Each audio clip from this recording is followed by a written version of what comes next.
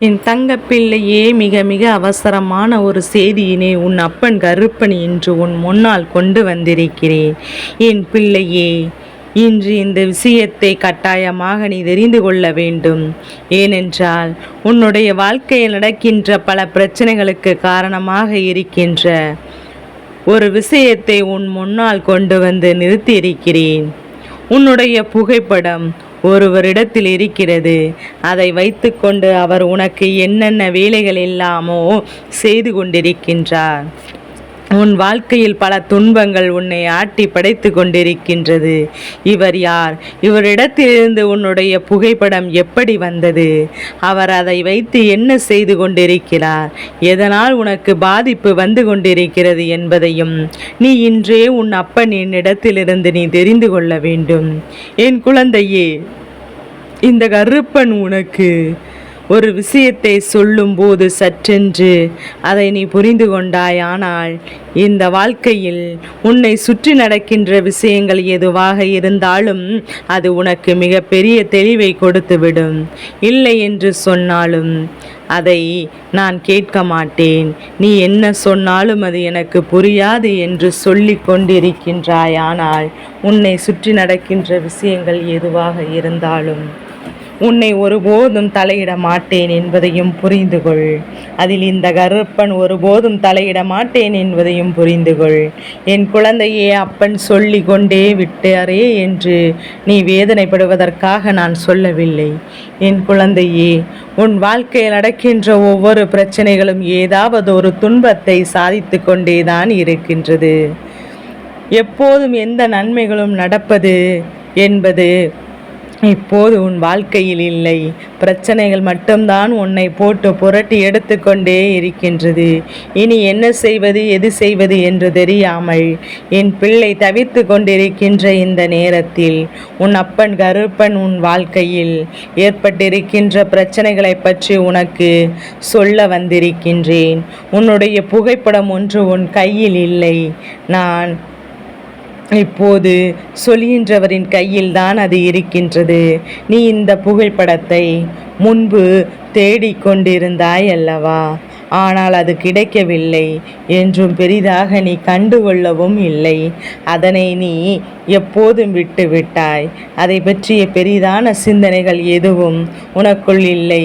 இருந்தாலும் இருக்கட்டும், போனாலும் போட்டும் என்று ஒரு புகைப்படம் தானே, அதனால் என்ன நடந்துவிடப் போகிறது என்று நினைத்து விட்டாய். என் பிள்ளையே, அதுதானே என்றும் நினைத்த விஷயம்தானே இன்று உன்னுடைய வாழ்க்கையில் உனக்கு மிகப்பெரிய துன்பத்தை ஏற்படுத்தி இருக்கின்றது. அதுதான் இன்று உன் வாழ்க்கையில் உனக்கான மிகப்பெரிய கஷ்டத்தை கொடுத்து கொண்டு வந்திருக்கின்றது. ஆனால் இதில் எந்த ஒரு பலனும் உனக்கு இருக்கிறது என்று அதை உன் அப்பன் உனக்கு சொல்கின்றேன், கவனமாக கேள். என் குழந்தையே, உன்னுடைய புகைப்படம் அவர்களுக்கு வந்து சேர்ந்த பிறகு என் அன்பு குழந்தையே, அதை அவர்கள் வைத்து ஒரு சில விஷயங்களை செய்ய முயற்சி செய்து கொண்டிருந்தார்கள். ஆனால் அது எதுவுமே நடக்கவில்லை. பலமுறை இந்த விஷயத்தை செய்ய தொடங்கிவிட்டார்கள். ஆனால் முயற்சி செய்துமே உனக்கு எதுவும் நடக்கவில்லை. இனிமேல் வேறு என்ன செய்யலாம் என்று முயற்சி செய்து இவர்கள் யோசித்து கொண்டிருக்கின்ற இந்த நேர பொழுதில் உன் அப்பன் கருப்பன் இன்று அதனை கண்டுபிடித்து விட்டேன் என்று சொல்லிவிட வேண்டும் என்று தான் வந்திருக்கின்றேன். என் குழந்தையே, எப்பேற்பட்ட விஷயமாக இருந்தாலுமே நாம் அதனை ஆராய்ந்து பார்க்காமல் வெளியில் சொல்வது கிடையாது. அப்படி இருக்கும்போது இன்று உன் அப்பன் கருப்பன் நான் இந்த விஷயத்தை நான் ஆராய்ந்து பார்த்து உண்மையில் உன் வாழ்க்கையில் என்ன நடக்கப் போகிறது என்பதையும் தெரிந்து கொண்டு உன்னிடத்தில் சொல்லிக் கொண்டிருக்கின்றேன். சர்வ நிச்சயமாக இதிலிருந்து கிடைக்கக்கூடிய உண்மை நன்மைகளை என்னவென்று தெரிந்து கொள்ள வேண்டும். இந்த வாழ்க்கை உனக்கு கொடுக்கின்ற நன்மைகளை நிச்சயமாக புரிந்து நடந்து கொள்ள வேண்டும். எவ்வளவுதான் கஷ்டங்கள் வந்தாலும், எவ்வளவுதான் சோதனைகள் வந்தாலும் நிச்சயமாக நான் அதற்குரிய காரணம் தெரியாமல் என் பிள்ளை வருத்தப்படுவதில் எந்த ஒரு பலனும் கிடையாதல்லவா? அப்படிதான் இன்றும் இந்த கருப்பன் உன் வாழ்க்கையில் என்ன நடக்கிறது என்பதையும் தெரிந்து கொள்ள முயற்சி செய்தேன். என்ன காரணத்திற்காக அவர்கள் இதை செய்கிறார்கள், எந்த விஷயத்திற்காக அவர்கள் இதை செய்ய முயற்சி செய்கிறார்கள் என்பதையும் நான் தெரிந்து கொண்டேன் அல்லவா? குறிப்பாக இதை செய்து கொண்டிருந்தவர் உனக்கு மிகவும் நெருக்கமாக இருக்கிறார். அதாவது சற்றென்று சொல்ல வேண்டுமென்றால் உன்னுடைய துளை போல் அவர்கள் இருக்கின்றார். வாழ்க்கை துணை இருப்பவர்களுக்கு வாழ்க்கை துணையாக வாழ்க்கை துணை இல்லாதவர்கள், வருங்காலத்தில் ஒருவரை துணையாக வைத்து கொண்டு இருப்பவர்களுக்கு அவர்களுக்கும் நான் இதை செய்து கொண்டிருக்கிறார்கள், இவர்கள் செய்வினைகளை செய்துவிட்டார்கள் என்று நாம் யோசிக்க வேண்டும் அல்லவா? அப்பேற்பட்ட கொடூர மனம் கொண்டவர்களா இவர்கள்? எப்படி இருந்தாலும் நாம் அவர்கள் நன்றாகத்தானே இருக்க வேண்டும் என எண்ணுகின்றோம். எவ்வளவுதான் அவர்களுக்கும் நமக்கும் இடையில் பிரச்சனைகள் இருந்தாலும் நம்முடைய எண்ணங்கள் எப்போதுமே அவர்களுக்கு நல்லதை மட்டும்தானே நினைக்கிறது என்று என் குழந்தை நீ யோசிக்கின்றாய் அல்லவா? என் தங்கமே, உன்னுடைய இந்த யோசனையின் பலனாகத்தான் கருப்பன் உனக்கு இந்த விஷயத்தை கொண்டு வந்திருக்கின்றேன். தனக்கு ஒருவர் கெடுதல் செய்ய நினைத்தாலே அவர்களுக்கு நல்லதை செய்யத்தான் வேண்டும் என்று நினைக்கின்ற பிள்ளை அல்லவா நீ? அப்படி இருக்கும்போது இவர்கள் உன்னுடைய துணையாக வேறு யார் இருக்கிறார்கள்? அப்படியானால் எக்காரணத்தை கொண்டும் அவர்களுக்கு எந்த ஒரு கெடுதலையும் செய்வதற்கு நீ துணிய மாட்டாய் அல்லவா? எந்த சூழ்நிலையிலும் அவர்களுக்கு எந்த ஒரு கஷ்டங்களும் நடக்க நீ விட்டுவிட மாட்டாய் அல்லவா? எவ்வளவுதான் பிரச்சனைகளும் சண்டைகளும் சச்சரவுகளும் இருந்தாலும், அவர்கள் வாழ்க்கையில் எந்த துன்பங்கள் வந்தாலும் முதலில் நீ தான் போய் நின்று கொண்டிருப்பாய். அதுதான் உண்மையும் கூட. அப்படி இருக்கும்போது இந்த வாழ்க்கை நீ அடைந்திட்ட பல நன்மைகளுக்கு பின்னாலும் இவர்களுடைய தலையீடு எப்போதும் உனக்கு இருந்திருக்கின்றது. அதனால் இது போன்ற ஒரு நிலையில் இவர்களை நீ இக்கட்டாக விட்டுவிடக்கூடாது. எந்த கஷ்டத்திலிருந்து அவர்களுக்கு உறுதுணையாகத்தான் இருந்து விடுவது. வெளியில் யாரிடத்திலும் உன்னுடைய புகைப்படம் இருக்கின்றதோ செல்வதற்கு வாய்ப்பும் இல்லை. அதை முதலில் எண்ணிக்கொண்டு உன் இல்லத்தில் எடுத்து செல்கின்ற அளவிற்கு தைரியம் உன் துணையை தவிர யாருக்கும் இல்லை என்பதை புரிந்து கொண்டு, உன் புகைப்படம் இருக்கும்போது அதை வைத்து கொண்டு தினமும் இரவு நேரங்களில் பார்த்து பார்த்து கண்ணீர் வடிக்கின்றார்கள்.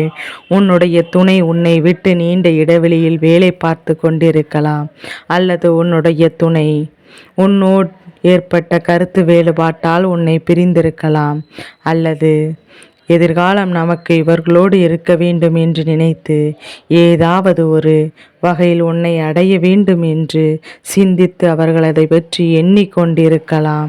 இப்பேற்பட்ட ஒருவரை உன் வாழ்க்கையில் நீ என்னவாக எண்ணிக்கொண்டிருக்கின்றாய்? உன் அப்பா நான் சொன்னதும் பயப்படாதே, எங்கே இவர்கள் நமக்கு கெடுதலை நினைப்பார்களோ என்றுதானே நீ இப்போது எண்ணிக்கொண்டிருக்கின்றாய். என் பிள்ளையே, எந்த வகையிலும் நீ நினைக்கவில்லை. உன்னுடைய புகைப்படத்தை பார்த்து இவர்கள் மன வருத்தப்பட்டார்கள். உன்னுடைய புகைப்படத்தை பார்த்து அவர்கள் கண்ணீர் வடிக்கின்றார்கள். என்ன நடக்கிறது என்று பார்த்து கொண்டிருந்தால் உன் மீது அவர்கள் அன்பை செலுத்தினால் நிச்சயமாக அவர்கள் வந்து விடுவாய் என்று அவர்கள் நினைக்கின்றார்கள்.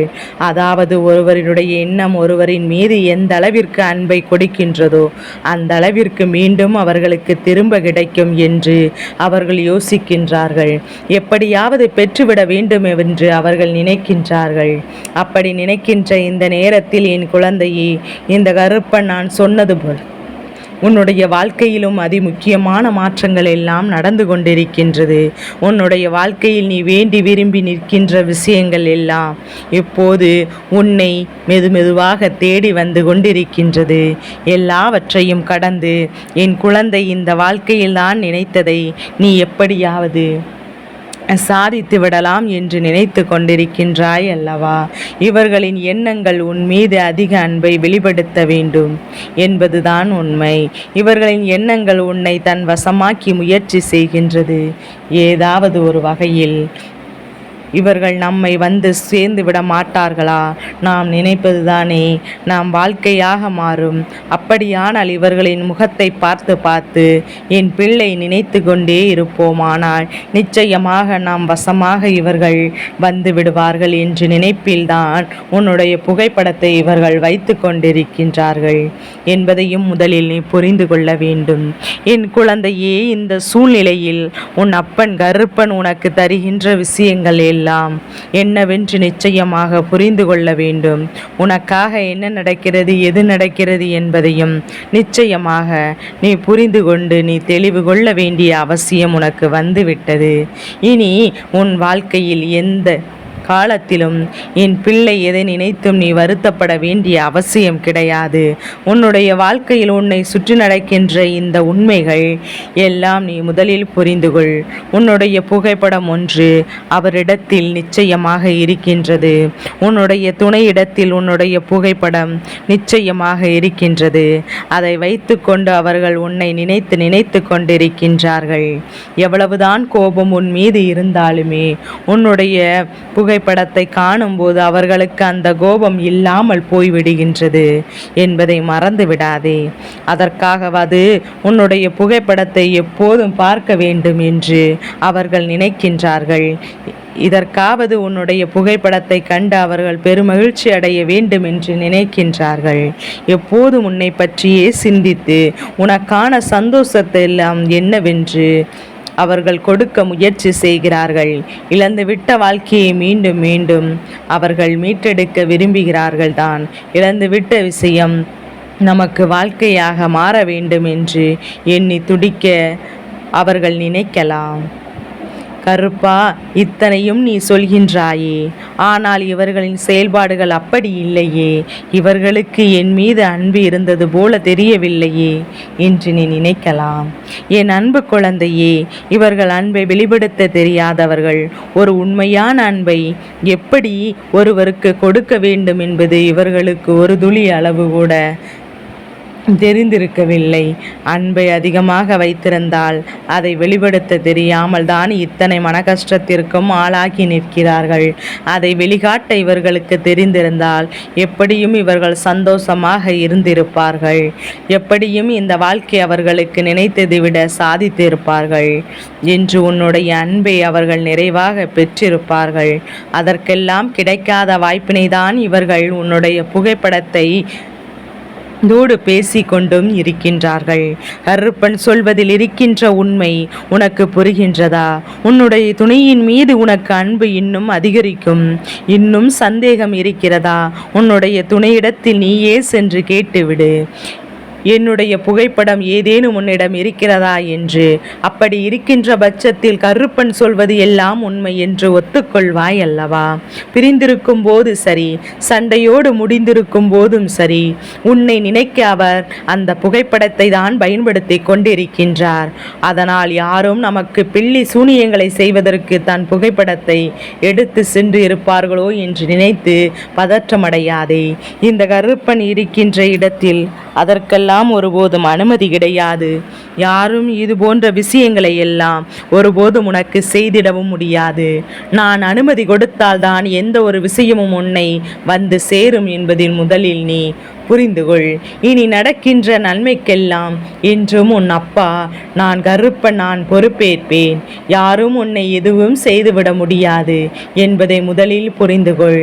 யார் என்ன செய்தாலும் அதை உன்னுடைய வாழ்க்கையில் செய்து காட்ட முடியாது என்பதை புரிந்து கொண்டு எப்போதும் போல என் பிள்ளை நீ மன மகிழ்ச்சியோடு நீ இருந்து கொண்டே இரு. எப்போதும் இது உனக்கு மிக பெரிய நன்மையை கொடுக்கும் என்பதை புரிந்து கொண்டால் போதும். கருப்பன் சொன்னது போல உன்னை சுற்றி எந்த தீவினைகளும் இல்லை. அப்படியே இருந்தாலும் அது இந்த கருப்பனின் அருளால் உன்னை விட்டு நீங்கும் என்பதையும் நீ புரிந்துகொள். நல்ல மாற்றத்தை உருவாக்கிட வந்த இந்த அப்பன் கருப்பன் சொன்ன வார்த்தைகளை முதலில் என் பிள்ளை நீ மனதில் கொண்டு சர்வ நிச்சயமாக உனக்கு நல்லது நடக்கும் என்பதை நீ உணர்ந்து கொண்டால் போதும். இனி வருகின்ற சூழ்நிலைகள் அத்தனையுமே உன்னை சர்வ நிச்சயமாக அன்பை நோக்கி வாழ வைக்கும் என்பதை நீ புரிந்து கொள்வாய்.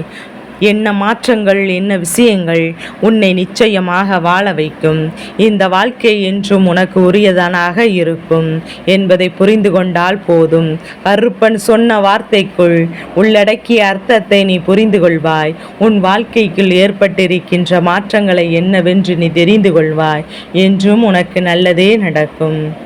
இந்த கருப்பன் உன்னோடு துணை இருப்பேன் என்பதை புரிந்து கொள். என் தங்க பிள்ளைக்கு இந்த கருப்பனின் ஆசீர்வாதங்கள் என்றும் என்றென்றைக்கும் என் குழந்தைக்கு முழுமையாக கிடைத்து கொண்டே இருக்கும்.